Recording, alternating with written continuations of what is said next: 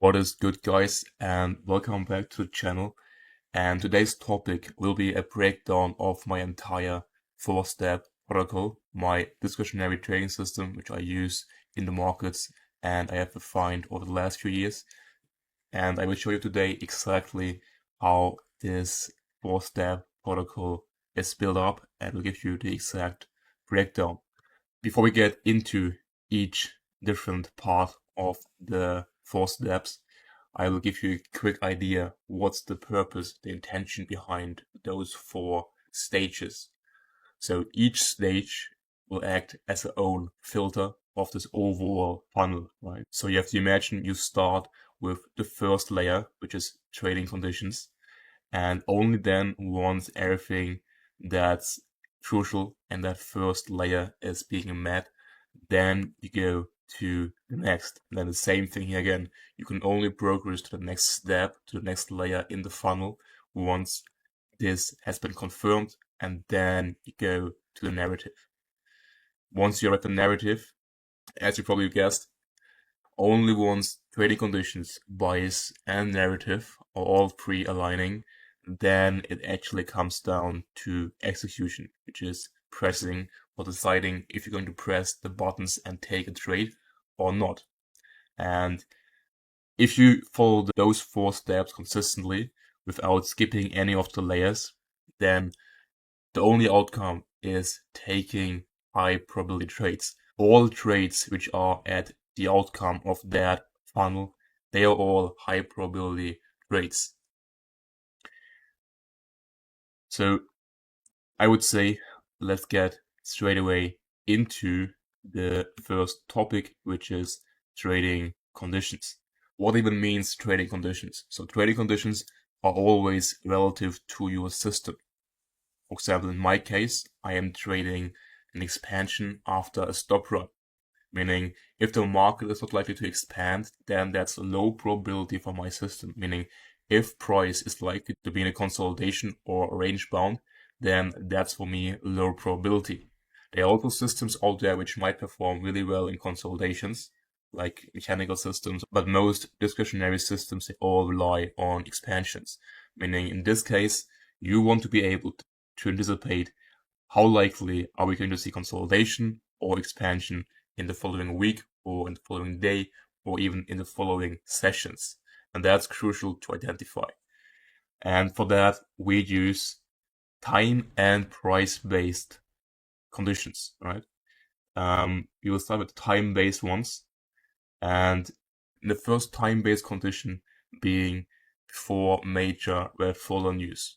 So if we have NFP, FOMC, or CPI, the big 3, usually before those 3, the markets will often consolidate, sometimes even already a day before, but usually the sessions before are always low probability.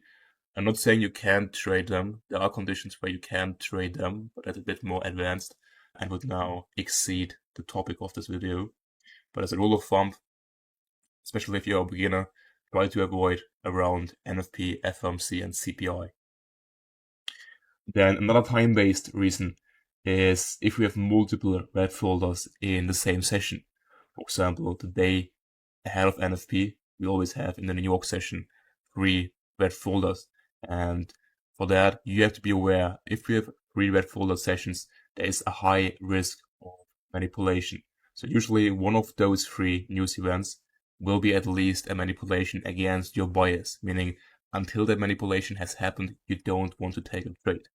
Price either in consolidation, seeking destroy, or still in the manipulation phase. As mentioned, day before NFP, FOMC, CPI also oftentimes already tend to be in the consolidation, again, depending on the overall context and where we are trading on the higher time frames. We will come to the price-based conditions in a bit. Then also, Mondays are usually for me low probability. Why? Because I use Monday's daily candle to frame the potential narrative heading into the rest of the week.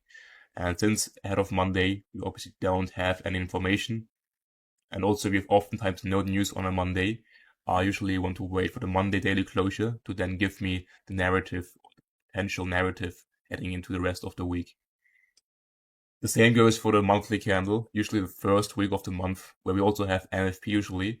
I am taking less trades in the first week of the month, and then my focus is usually in the second, third, heading into the fourth week of the month, using again, same as we use the Monday for the weekly candle, using the first week of the month for the monthly candle narrative.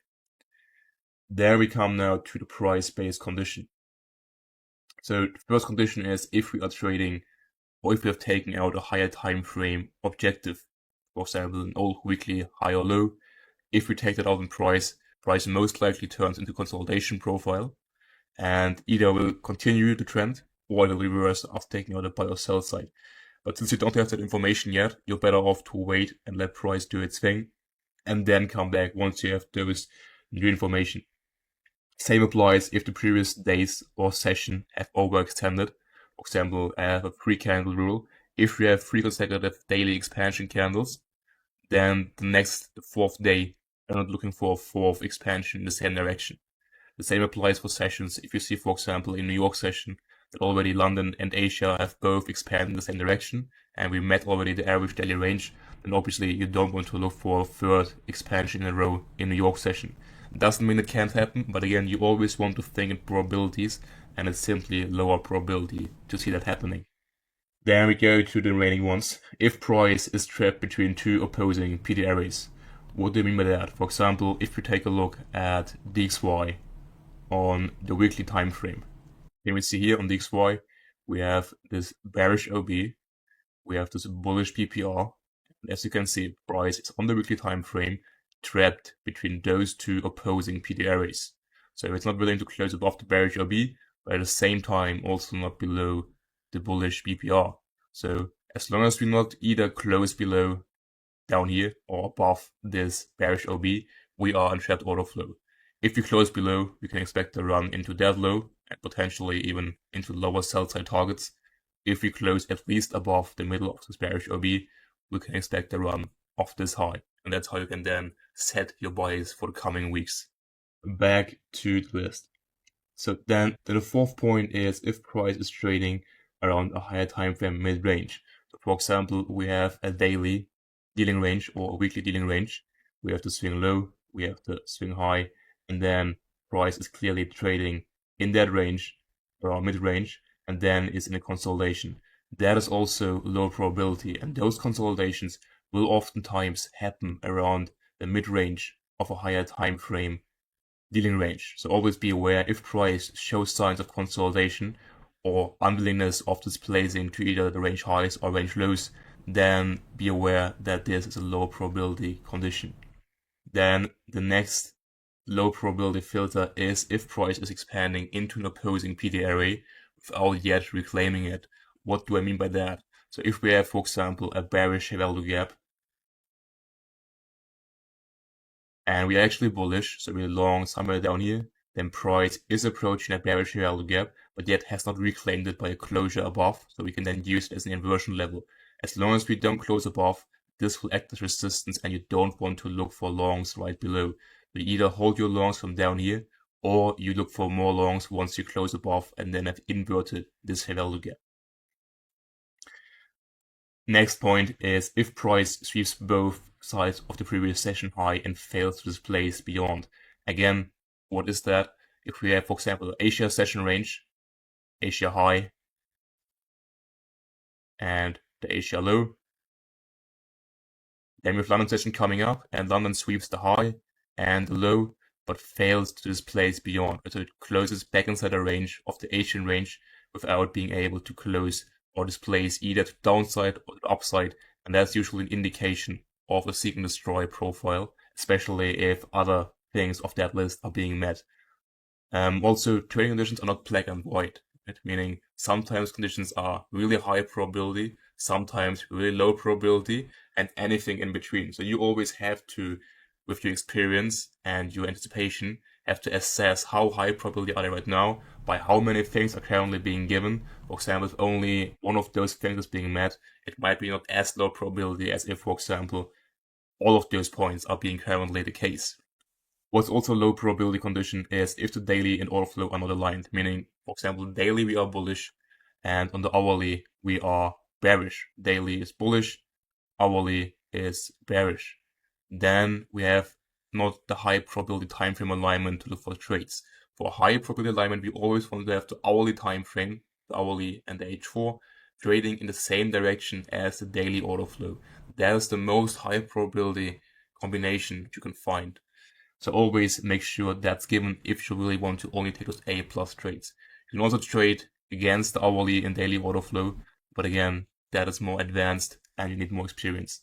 Then the second last point, or the third one, is intermarket correlations are not in symmetry. So for that we use DXY, all the majors, and bonds. For example, if T-bonds and DXY are both trading in the same direction, meaning both are bullish, bearish at the same time, then that's not a symmetry you want to see. Another example for intermarket correlations would be between the majors. Euro is bullish, pound is bearish, or consolidating. UJ is bullish, Swissy is bearish. So the symmetry which you always want to see, Euro and pound both being bullish, UJ, Swissy both being bearish, and UCAD, that's high probability. If they're trading all kind of different, decoupled, then that's a low probability. Then the second last point is no clear daily bias. So if you look at a daily chart and you can immediately spot where price wants to go on a daily basis, that is indicating indecisiveness and therefore it's a low probability. The last point is higher time frame order flow not confirming your bias. So if you aim, for example, for an old high, that's your bias, swing high, we hit like a bullish key level down below, but price has not yet shown the signs of displacing higher, meaning price confirms by displacement this being the target. As long as we don't have order flow confirming your objective, it is still just anticipation and low probability. Or lower probability, right? So once you have assessed the trading conditions, then we can go over to the bias, right? So conditions are done. We are trading in high probability conditions. We expect an expansion profile. But the next question is, what is the bias? In what direction do we want to see the expansion to occur? For that, again, we have time and price-based elements. So for the time-based elements, we want to combine lower time frame with higher time frame objectives. For example, weekly and daily highs combined with intraday highs such as the Asia highs or any other session high or low.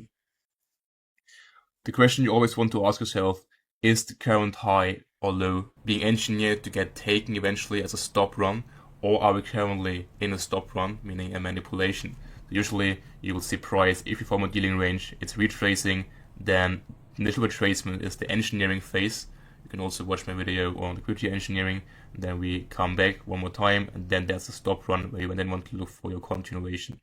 So the next thing you want to ask yourself, you want to use the prior month, week, or day, or session high or low as your anchoring points. What do you mean by that? The time-based highs or lows, like monthly, weekly, daily, session, those are the most important time-based liquidity pools, and therefore you always want to be aware of them and see which ones we have not swept in the last few weeks. For example, in the last 4 weeks, which previous weekly highs or lows haven't been swept yet. Do you have any monthly highs or lows, daily, week highs or lows, and so on. Also, how you want to think is always, until we have not taken out that higher time frame objective which you're aiming for, each run below a week low is considered a stop run or a continuation into the higher time frame target until we take that one out. Then with the price-based elements.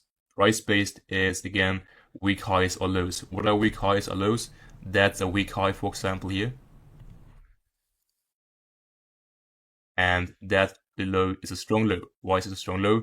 Because it has taken the liquidity from a weak low, alright? So weak lows are the ones where liquidity has been engineered. Strong lows are the ones which liquidity has been taken from the weak lows.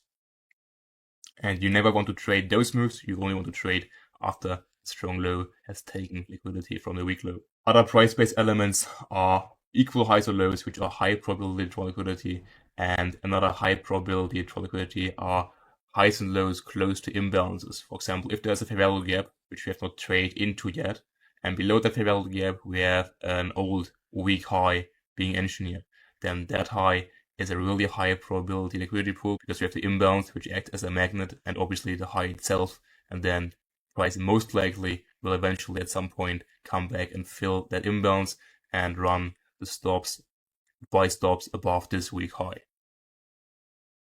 Also, fourth point, untapped imbalance itself, obviously in combination with a weak high below or a weak low above, makes even more high probability.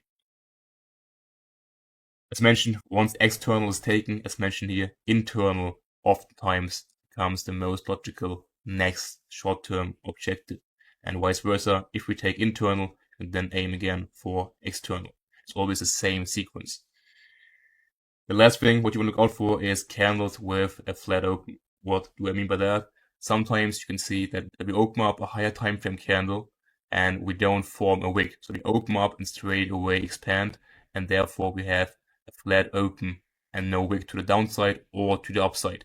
And usually those flat opens will eventually get later on taken out at some point, and you can use them as either a POI to look for shorts, long if it's flat open to the downside, or you can use them as an objective to aim for if you want to long, right? So once you have then determined your bias, you say, okay, I do think tomorrow will be bullish or bearish. Then you have passed the stage 2 of the funnel, which is the bias, and you head over to narrative. So bias is direction, narrative is now how is price going to move from where I think it will be heading to, from where it is right now. And that's where narrative comes into play to help you map the path to your target, right? Again, we divide into price-based and time-based elements. Price-based, we use the PD arrays and inversion PD arrays to map the direction into the target. Meaning we're going to use price, we have like the buy side, we have the sell side, we have the buy side, and then with the reversal, we want to use the inversion levels from the former sell side. Once we get above, they will act as support. We have the different stages, reaccumulation, low risk buy, and so on. That's how we can overall create a high probability narrative, how is price going to move, and then we can position ourselves within those different moves until we hit that higher time frame objective. So price always has the same sequence, right? We want to see a manipulation into our PD array, and then we want to see expansion into the door. So we need always a key level and a manipulation, and that sets the framework to look for a trade. Continuation is then confirmed by displacement and opposing PD arrays failing. What does that mean? If we have, for example, a bullish order flow, we want to see bearish PD arrays to fail and then get inverted like here, and vice versa for the bearish case. As mentioned, those levels then become inversion levels once you close above. You always want to wait for the closure and always on the same time frame. With an H4 PD array, you need an H4 closure and not an hourly closure. Then once that happens, they are inversion levels and can be used as a key level to distribute higher or lower from there. Also, how do you determine what are the high probability PD arrays? You always want to watch out for if price used that level previously on the sell side to expand lower. When it's a bearish case, then you would use the buy side to expand higher. And then you want to watch that level once we come back on the opposing side of the range, if then price can finally invert that level. And within those different stages here, market maker buy model, right? We have obviously reversal, then have low risk buy, then we have reaccumulation, and then expansion. And within those different stages here, you have lower time frame AMDs. You have an AMD here, you have an AMD here, and then you want to align those with that high time frame market maker sell model or buy model. Meaning accumulation, then manipulation into the PD array, and then you want to look for displacement if you want to look for a lower time frame confirmation, and then distribution, right? Then what are the time-based elements? We have the Monday range and session profiles. For both of that, you can find videos on my YouTube channel. Also, as the bootcamp is launching in Q4, the waitlist for the signups is live since today, which has gotten over 60% of all previous participants funded within the following months after finishing the bootcamp. 8 weeks, we will explain everything like here. We will help you to create your own trading plan We will have a professional trading performance coach on board, which will host a weekly mastery session on mindset. We have journaling templates. We will create your own playbook. You have bi-weekly case study streams, daily outlooks. We will take a look at all your trades taken and give you feedback. And if you want to be part of that bootcamp, sign up with the waiting list down below. And inside the waiting list, you will also find exclusive free stuff like my New York session playbook, where I explain you exactly how I trade New York session, what I want to look out for. And also there will be something else dropping for you guys for absolutely free inside this waiting list. So make sure to sign up for that one with the link down below. Then what else is time-based? If there's no clear path between the price and the target. So you say, okay, I have a bias, I think price will go there, but I don't know how because price is for some reason not trading in a clear manner, then that is also low probability. If price is chopping around without accumulation and distribution. Right, so for example, we usually want to see price being in a range, then a manipulation, and then expansion. If price is just doing the opposite, it's just consolidating, faking out the range highs, range lows, but doesn't trade in a clean way, then just sit out. And it's again here what we talked about with the Asian high or low. If price fails to break above or below a range, then it is low probability. The same as if we have multiple competing narratives. For example, you can frame a narrative for bullish and bearish, which sometimes can happen. But then the key is to just sit out and not force any side of the market. Just do nothing, all right? Second last point is if price invalidates your higher time frame key level. So for example, here you have the key level, and once price retraces, then we have like news or price gives no reaction and we close back below, then it's invalidating your idea. And you should then sit out and wait until a new bias forms, all right? You should not then try to force trades, force longs or force shorts into the opposing direction against the bias. That is usually not ending well. Then we now go to the last, final step, which is the execution. So execution is, as mentioned, you only execute when step 1, conditions, bias, and narrative are all free aligning, and then execution is the last step. That's why I always preach execution is the least important thing, because if you have done those 3 things correctly, execution will become so easy. It's the most simple thing. So entry model is always the same. You want a lower time frame stop run and then displacement. So retest of then an inversion fair value gap order block as an entry, invalidation at a recent higher time frame strong, high or low. If you chose to enter on a turtle soup entry, or if you use a lower time frame confirmation, then obviously the lower time frame strong, high or low becomes the invalidation. Intermarket again must align, so you don't want to see at your entry time frame suddenly DXY and majors or bonds doing exactly the opposite of what they are supposed to do. That would be again low probability. You can only scale or pyramid into your trade if the initial entry of your trade is being modified. If it's still at the same level, you can't pyramid or scale in. Then TP at liquidity pools and you leave runners for the higher time frame door. Then the low probability filters for entries is if you force entries at your key level, you don't have yet either a higher time frame validation or you don't have a lower time frame confirmation. Same thing is if we have a weak displacement, for example, price is not really displacing, we just grind higher slowly and there's not really any displacement visible, or price is immediately retracing, for example, like here, we run the range high and then retrace, that is a low probability scenario. Same with choppy PD array. So for example, if we tap the key level, we always want to see immediate feedback in price. If price taps the key level and just chops around there, then that's usually an indication that it is a low probability condition as well. Also, you want to avoid if you, for example, have a trade setup, but the valid stop placement, so meaning where your idea would be invalidated, is too big, offering you a decent risk reward, then you're better off to skip that setup because then the risk reward is simply not worth taking it. So first of all, you need to know what risk reward do I need according to my win rate so that I am profitable trading over the long term, and then avoid all the setups which are below that needed risk reward, right? Also, oftentimes around news, you always want to wait for closure, especially around news, right? If we, for example, have a change in order flow level, like a PD array, which you want to see price closing through, Then we have news, the week's already through, but then before we close, it's retracing the entire expansion. Then that's a fake displacement and a manipulation, and that's why you always want to wait for closure when it comes to change in order flow. Another common thing is if the target already has been hit on the higher time frames and people still chase entries. Where do you want to aim for if price already took out a target?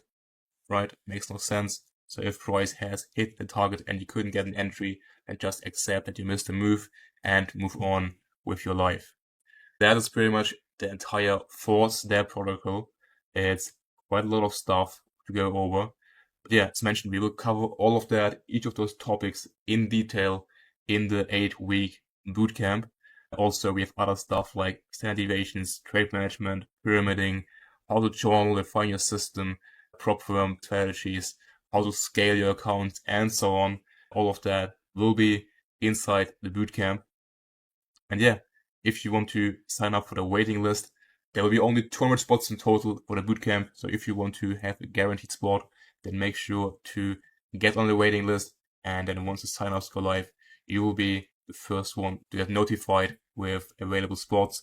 I wish you guys a great Sunday, and then talk to you all again next week.